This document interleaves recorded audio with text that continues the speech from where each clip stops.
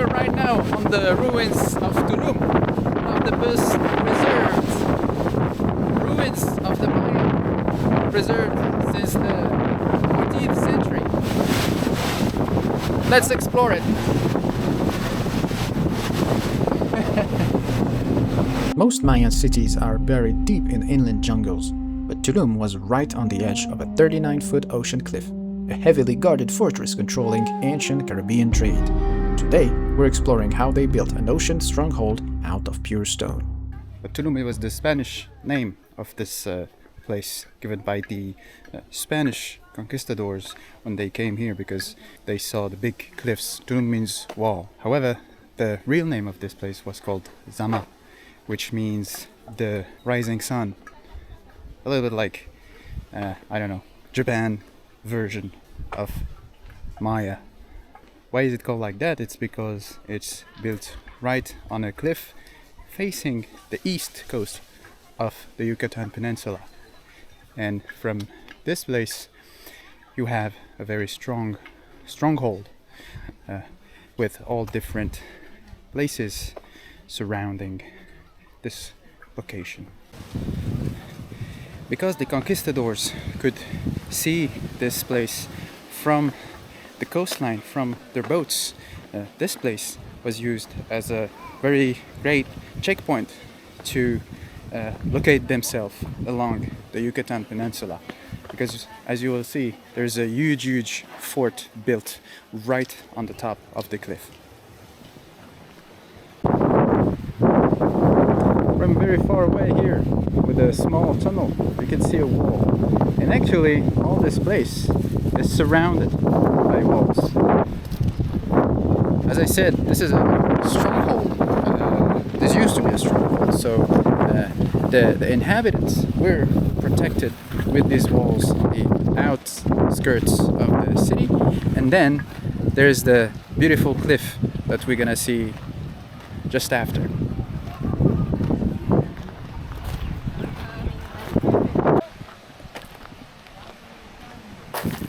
Of course, other people would live outside the walls, and the main distinction that you would do between the people that were living inside the walls of Tulum and the outside were just basically the social status. At least this is what we believe.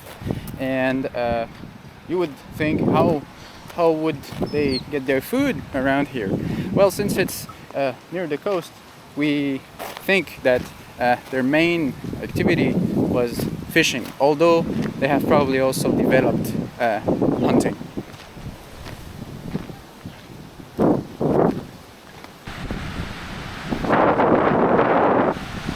All that brown sludge that you see here are sargassum.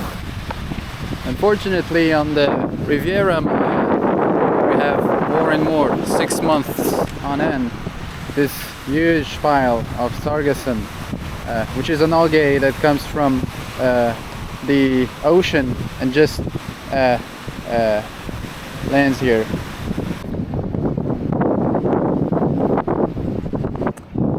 Here I'm in the very edge, the very north side of Tulum, and what you see here is the wall, and there is this small you can walk on top of it to keep watching over the inhabitants of Tulum.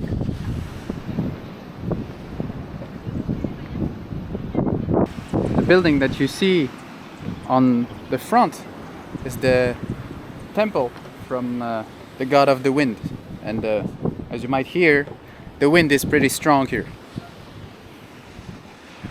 Since this settlement is right next to the sea, with a beach even that you saw earlier, this place was actually among a broad network of trade that goes from the top of the Yucatan, the north of Yucatan Peninsula, to the extreme south of Honduras, and also going through Belize.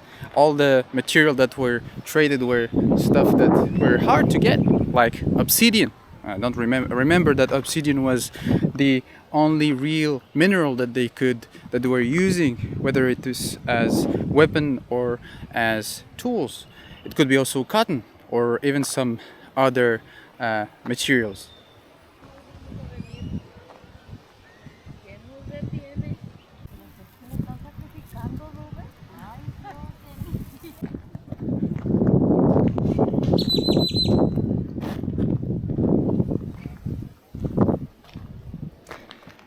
And here's the most important and greatest building of Tulum. It's called El Castillo, of course, named after the Spanish conquistadors. Whenever they come to a new place and see the big building around, they say, "Oh, this is the Castillo." So that's the Castillo of Tulum. It has temples on the sides, and from what we know, it used to be painted with very, very bright colors. Unfortunately, this place is only guarded by giant lizards now.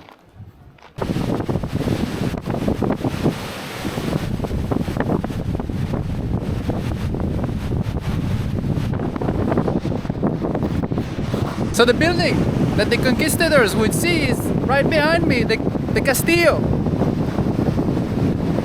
This served as a huge checkpoint, or at least spot for the conquistadors and all navigators to check where they are up on the Yucatan coast.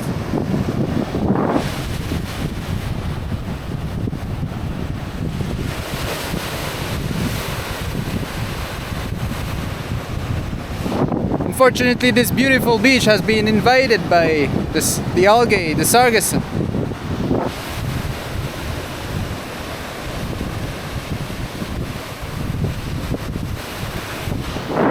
Big shame. An unknown Pokemon on my path. Should I catch it?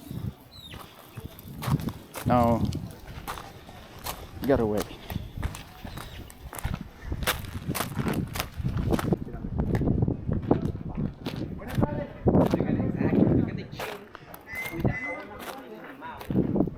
Look at this beautiful building.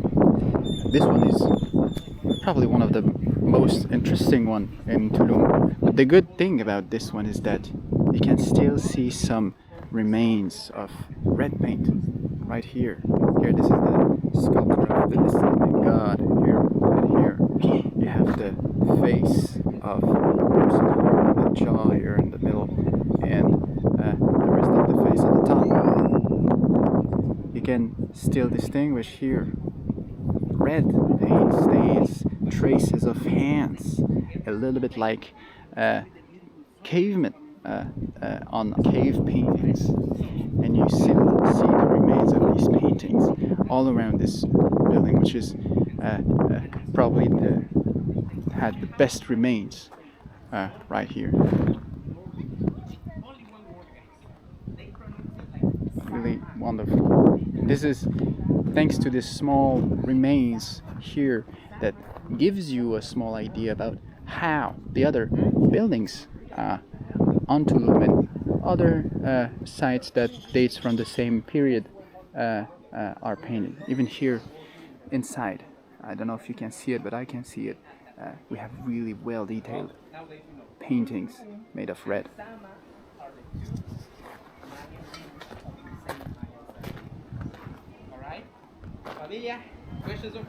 A small lizard chilling here. You can still see some well made motifs.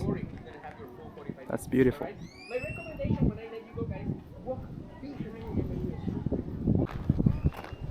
You might wonder why you see stone buildings here and then nothing there. It's because simply many people would also live in houses made of perishable materials, which is totally fine.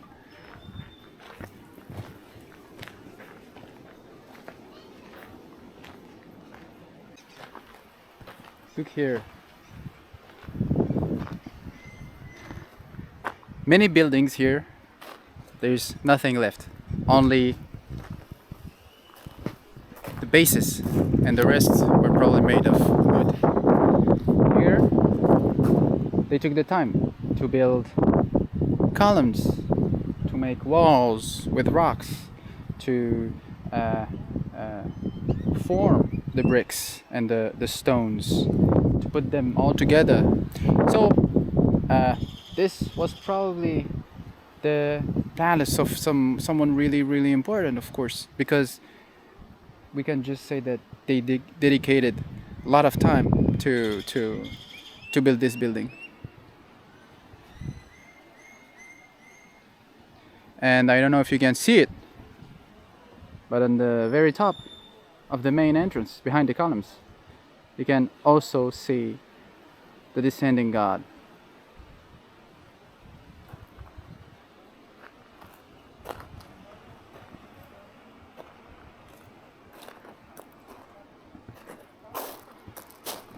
I can only imagine how vibrant activity was here in this place.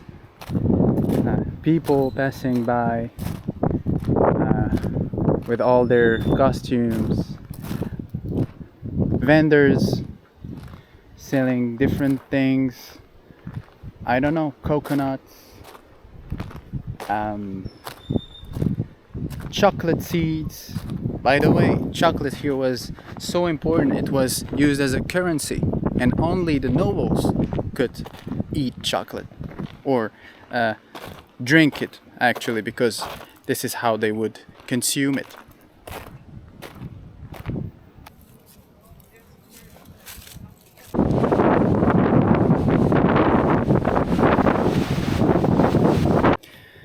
So we've seen all these Mayan ruins from different periods.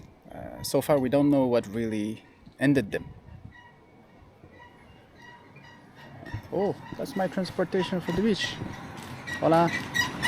¿La playa? Ok, vale. Gracias.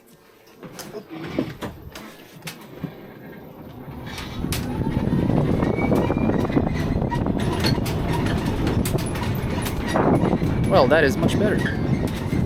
So as I said, we don't really know what ended the Mayan civilization.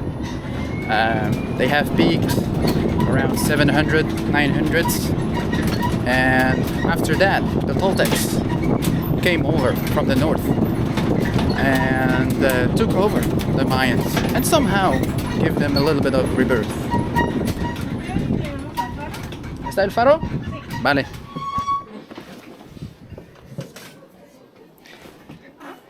And can I use another bus to go to... You have two bracelets? Two bracelets. I have this one, yes? Yes, please. Yes, you can wait other bus going to the beach. In front you have one letter, is the Conam Playa Maya. Conam Playa Maya. Yeah, it's going to the beach. And I wait here. Yes, or if you want it, you can go visit to the lighthouse. It's a viewpoint. It's Ah. very good for the picture. I will go. Thank you. Muchas gracias. Hasta luego. Well, where was I? As I said, we don't really know how the Mayans ended or what caused their downfall. The only thing that we know is that the Toltecs took over, and especially over the region like Chichen Itza, where Toltecs took power there. They are the ones who introduced on a broader scale human sacrifices, because before they would rather do animal sacrifices. Let's check this pharaoh that this lady told me about.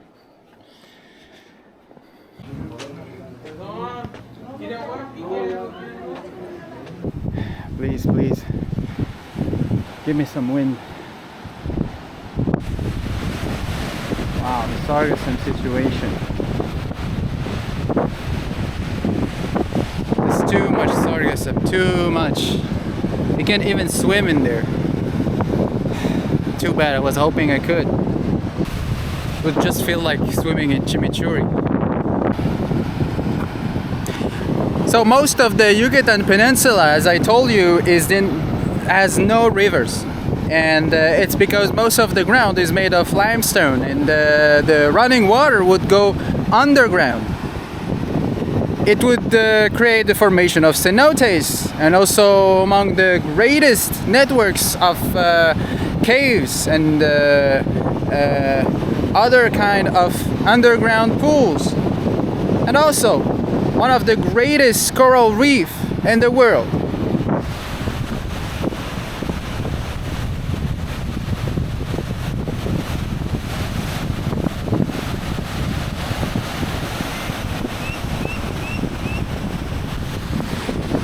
If you like snorkeling and diving, that's your spot.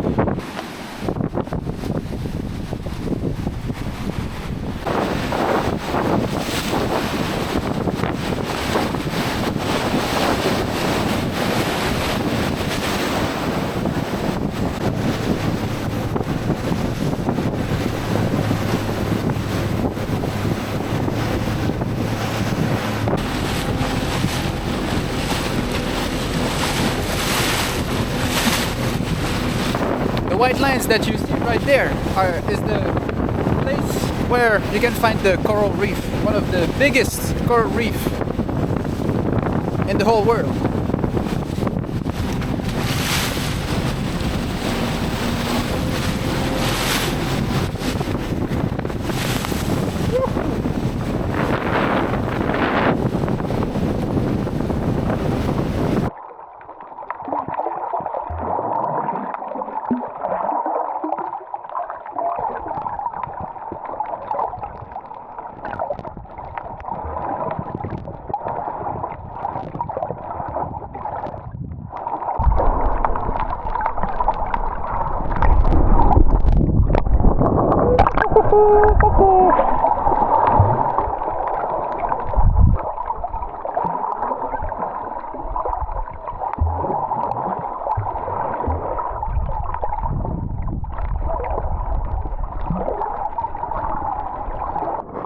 Wow, first time I see a turtle in my life.